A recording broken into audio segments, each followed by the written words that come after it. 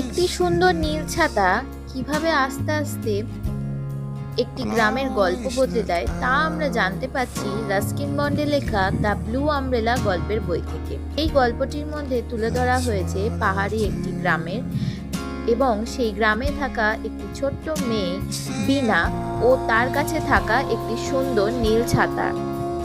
সেই নীল ছাতাটি শুধুমাত্র একটি ছাতা নয়, আস্তে আস্তে গ্রামের প্রত্যেকটি লোকের নজর কেড়ে নেয়, বিশেষ করে গ্রামে থাকা একজন দোকানদার। এবং সেই দোকানদারের মনে আস্তে আস্তে জন্ম নেয় হিংসা। রাস্কিন বন্ডের লেখা দ্য ব্লু আমব্রেলা গল্পটি শুধুমাত্র হিংসার একটি গল্প নয়, এখানে আছে কাইন্ডনেস, ইনোসেন্স এবং আমরা গল্পটির শেষে পাবো কিছুটা শিক্ষামূলক ঘটনাও।